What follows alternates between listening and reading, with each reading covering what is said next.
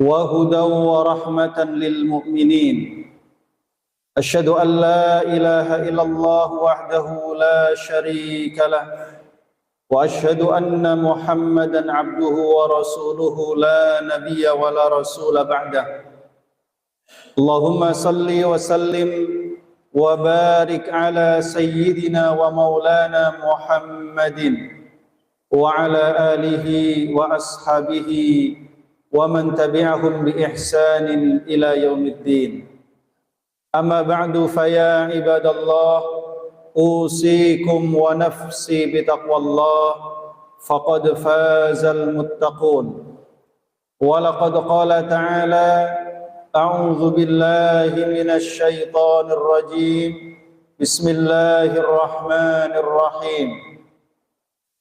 يا أيها الذين آمنوا اتقوا الله وقولوا قولا سديدا يصلح لكم أعمالكم ويغفر لكم ذنوبكم ومن يطع الله ورسوله فقد فاز فوزا عظيما.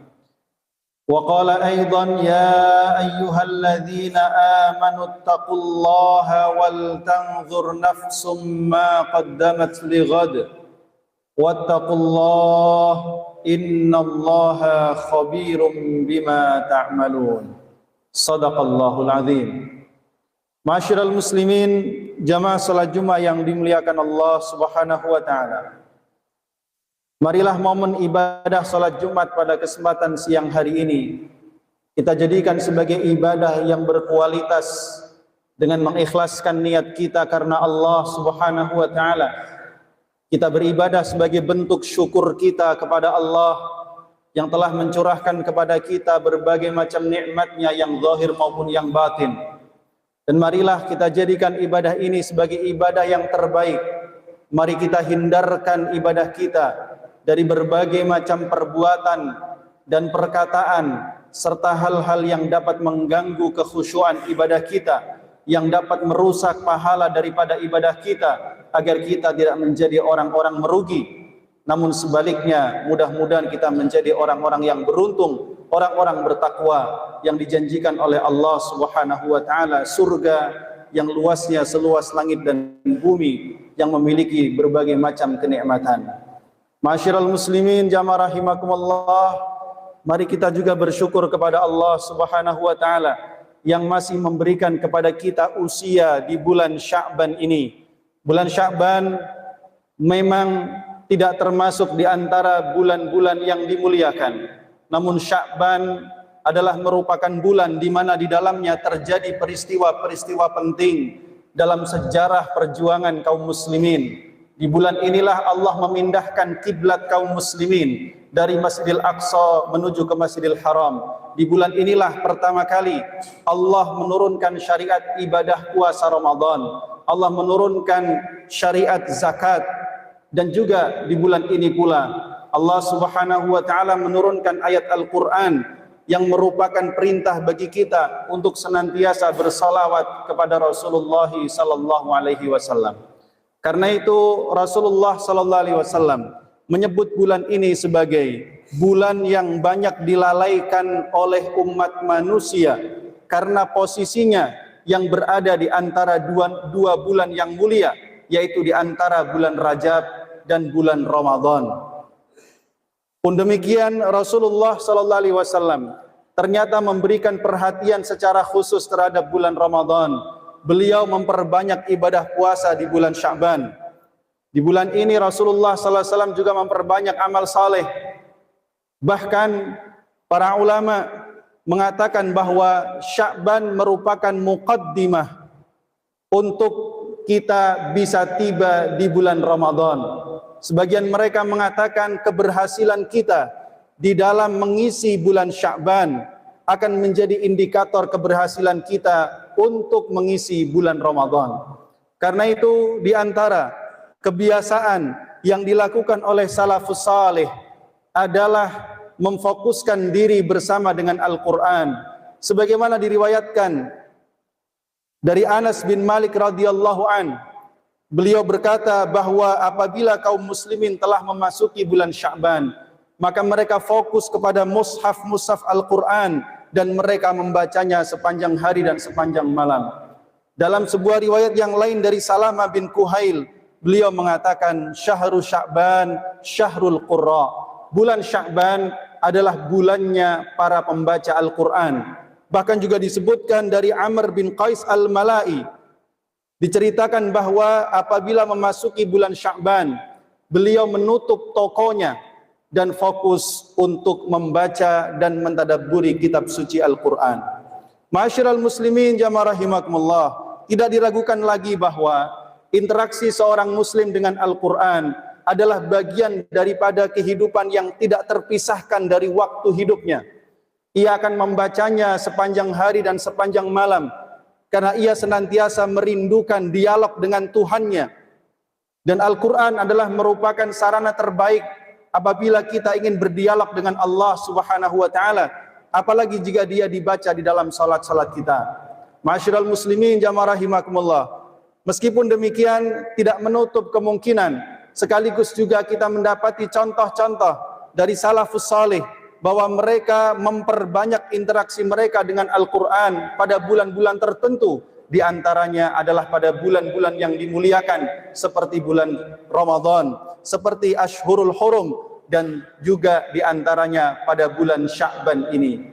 Karenanya ada beberapa keistimewaan bagi siapapun yang senantiasa mengisi hari-hari dalam waktunya, dalam hidupnya, di tengah-tengah kesibukannya. Ia senantiasa menyempatkan diri untuk membaca Al-Quran, baik dengan melihat mushaf ataupun membaca melalui hafalan-hafalan yang dia miliki, maka dia akan mendapatkan berbagai macam keutamaan. Di antaranya yang pertama adalah membaca Al-Quran merupakan ibadah. Sekedar kita membaca Al-Quran, meskipun kita tidak memahami maksud dan kandungannya, membaca Al-Quran adalah merupakan ibadah. Hal ini tidak kita dapati saat kita membaca sesuatu yang lain selain daripada Al-Quran. Bahkan Rasulullah SAW mengatakan dalam hadisnya, Iqra'ul Quran, bacalah oleh kalian Quran, karena setiap hurufnya mengandung kebaikan.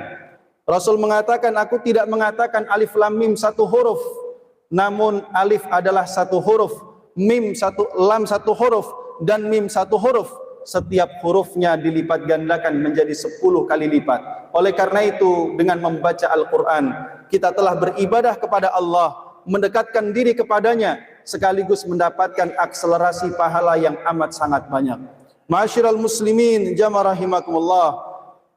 Kemudian yang kedua, dengan membaca Al-Quran dan senantiasa membacanya sepanjang waktu dan sepanjang dalam kehidupan kita, maka Quran kelak akan datang pada hari kiamat memberikan syafaat kepada sahabat-sahabatnya. Sebagaimana Rasulullah SAW bersabda, Iqra'ul Quran fa innahu ya'ti yaumal qiyamati syafi'an li ashabi.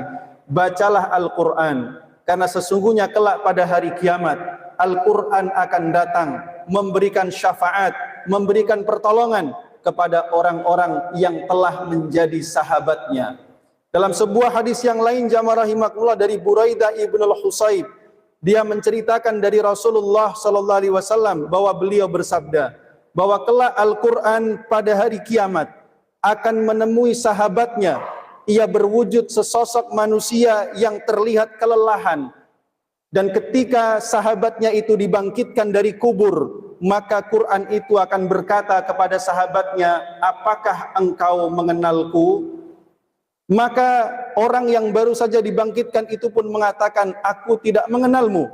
Lalu Quran pun menjawab, ana sahibukal Quran, akulah sahabatmu, yaitu Al-Quran. Alladhi azma'tuka fil hawajir wa ashartu lailak. Akulah sahabatmu Al-Quran yang dulu senantiasa membuatmu kehausan karena puasa di siang hari dan membuatmu begadang karena engkau membacaku di malam hari. Lalu Quran pun memberikan pertolongan kepadanya. Ma'asyiral muslimin jamaah rahimakumullah, mungkin kita mengira bahwa orang-orang yang akan mendapatkan pertolongan Quran pada hari kiamat adalah mereka yang menghafalkannya 30 juz. Faktanya Rasulullah SAW mengatakan, bacalah oleh kalian surah Al-Baqarah dan juga surah Ali Imran. Sesungguhnya keduanya kelak akan datang pada hari kiamat seolah-olah keduanya adalah awan atau dua kelompok burung, dan mereka, Al-Quran berupa Al-Baqarah dan Ali Imran ini akan membela orang-orang yang senantiasa membacanya pada saat di dunia. Jadi siapapun mereka yang ketika di dunia banyak membaca Al-Quran, meskipun ia tidak menghafalnya 30 juz atau dia hanya menghafal sebagiannya, tapi dia cinta, dia suka membacanya siang dan malam, ia termasuk di antara sahibul Quran yang akan mendapat pertolongan pada hari kiamat. Ma'asyiral muslimin jamaah rahimakumullah.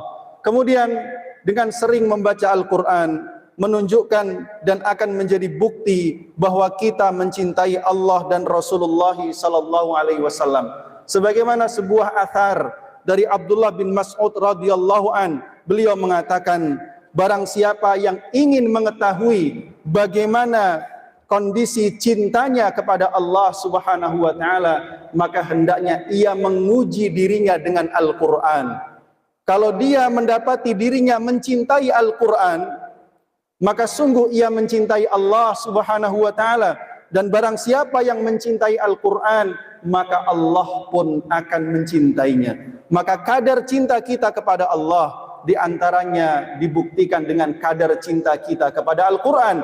Kadar cinta kita kepada Al-Quran dibuktikan seberapa sering kita berinteraksi dengan Al-Quran. Ma'asyiral muslimin jamaah rahimakumullah. Kemudian yang keempat, keutamaan dan keistimewaan membaca Al-Quran terutama di bulan Sya'ban adalah bahwa Al-Quran dapat menjernihkan hati yang berkarat. Karena kita sebagai manusia senantiasa mendapati hati kita terkadang terganggu dengan penyakit-penyakit hati, terganggu dengan godaan-godaan dunia. Maka hati manusia pasti akan mengalami satu kondisi di mana lemah imannya dan berkarat karena penyakit-penyakit hati.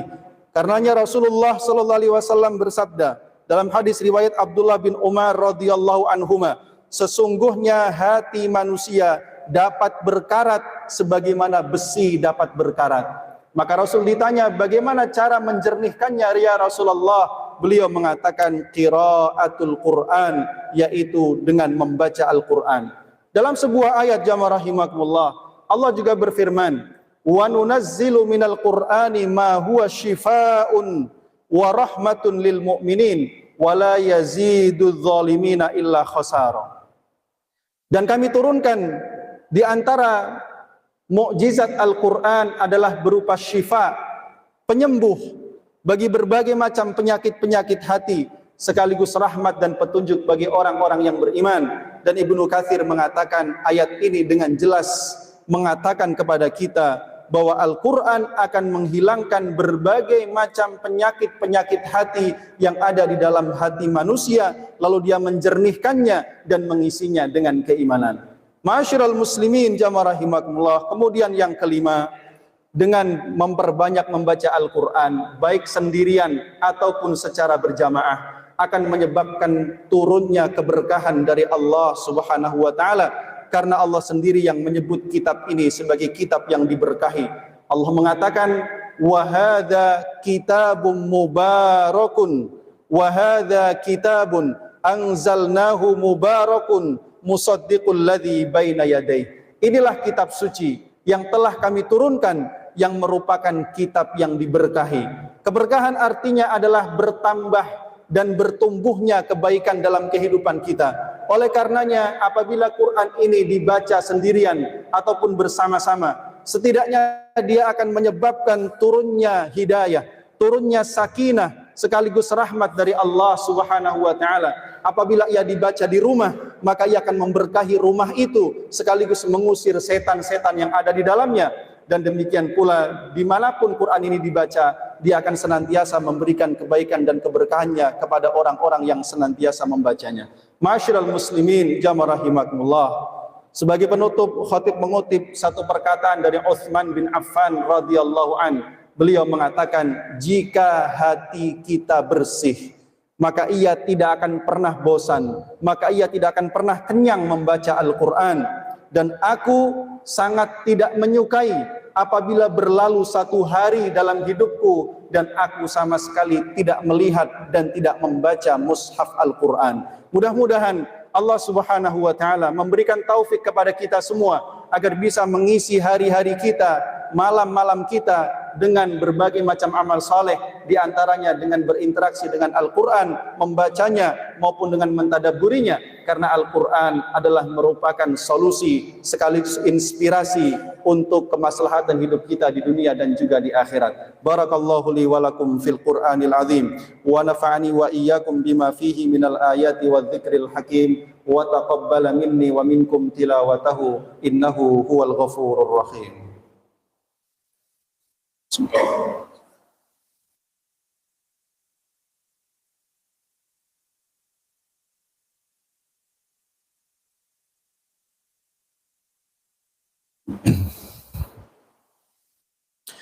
Alhamdulillahi rabbil alamin wa bihi nasta'inu ala umurid dunya waddin. Asyhadu an la ilaha illallah wa asyhadu anna Muhammadan abduhu wa rasuluh. Allahumma salli wa sallim wa barik ala imamil muttaqin qaidil mujahidin sayyidina wa maulana Muhammadin wa ala alihi wa ashabihi wa man tabi'ahum bi ihsanin ila yaumiddin. Amma ba'du fa ya ibadallah usikum wa nafsi bi taqwallah faqad fazal muttaqun.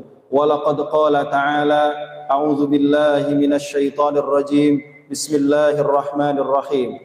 Ya ayyuhalladzina amanu taqullaha haqqa tuqatih wa la tamutunna illa wa antum muslimun. Wa qala aidan wa tazawwadu fa inna khairaz zadi taqwa.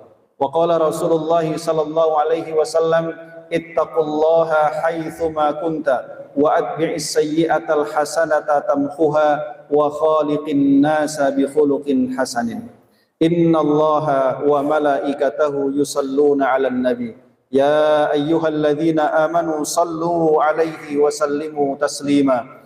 Allahumma salli 'ala sayyidina Muhammad wa 'ala ali sayyidina Muhammad kama sallaita 'ala sayyidina Ibrahim wa 'ala ali sayyidina Ibrahim wa barik 'ala sayyidina Muhammad wa 'ala ali sayyidina Muhammad kama barakta 'ala sayyidina Ibrahim wa 'ala ali sayyidina Ibrahim fil 'alamin innaka Hamidum Majid. Allahumma ighfir lil muslimina wal muslimat wal mu'minina wal mu'minat al ahya'i minhum wal amwat innaka sami'un qaribun mujibud da'wat. Allahumma ighfir lana wa li ikhwanina alladhina sabaquna bil iman wa la taj'al fi qulubina ghillan lil ladzina amanu rabbana innaka ra'ufur rahim.